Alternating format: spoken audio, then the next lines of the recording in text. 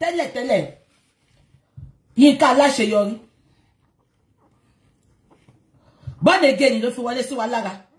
ìsìn tó bá ń lọ show gbogbo fitted dress ayé yọwọ́ Yinka Alaseyori ló wà àwa lọ show yẹn àwa fi cap àwọn born again afi yẹn kó wa lómi ọbẹ̀ jẹ ẹgbẹ́ shape yín síta tẹ́ bá ma sọ pé fẹ́ gospel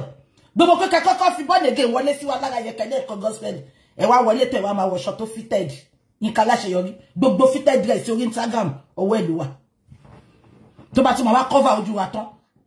àwa mú gèlè bí àwọn gèlè Jésù Kristi jọ̀ọ́ dá mi lóhùn tètè bá mi ṣe ade yẹn àwa fi yẹn gbé wa mọ́ra kò wá ní makeup àwa tó wet lips bí tèmi meanwhile ó mọ bí tó ń gbé wa lọ gbogbo àlùjọ Jésù ọwọ́ elu wa tẹ́ bá ma sọ pa àlùjọ pọ̀ ẹ gbọ́ David danced irújọ tí David jó àmọ́ ṣùgbọ́n David danced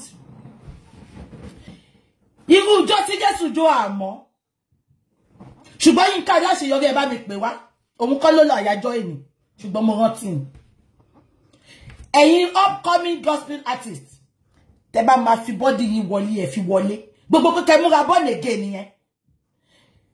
ke wá lo scarf yẹn èmi ò fẹ́ yẹn àǹtí Tọ́pẹ́ Sọ́ndọ̀sí Ọlọ́hun ò ní ni àǹtí Tọ́pẹ́ sọ pé òun ò ní ni earring go òun ò rówó rà lòun ṣe fi born again wọlé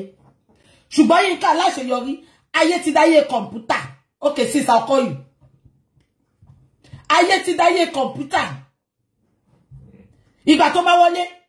ká bá ẹ̀ ìtorí mo rántí ọdún náà kó lọ wo fóònù ẹ̀ mo fẹ́ ṣe birthday shout out ni Yinka Alaseyori Bobby. This is coming from a place of love you know. Alaseyori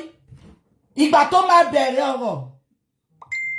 ó wọ kaba yẹn ó délẹ̀ kaba yẹn bu ọrùn ó bu etí ẹ̀ kò wá ṣeun natural hair bí tèmi ló wà lórí gbogbo wa ń gbé Yinka Alaseyori ìgbà tó máa bẹ̀rẹ̀ tán báyìí gbogbo fitted dress orí internet ọwọ́ ẹ̀ ló wà ó dẹ̀ ní beautiful shape kékeré kan báyìí kò ní kùn bí tèmi báyìí ìgbà tó máa bẹ̀rẹ̀ ó wá bẹ̀rẹ̀ àwa fi fìlà Jésù Kristi jọ̀ọ́ dá mi lóhùn ó wá tún fi yẹn dè ó fi dè wá mọ́bẹ̀ àwọn kan wá ṣe CAC ni ṣorin ara ló ń kọ ni orin ẹ̀mí ló yìn kọ àlùjọ Jésù dẹ̀ ló ń lù David dance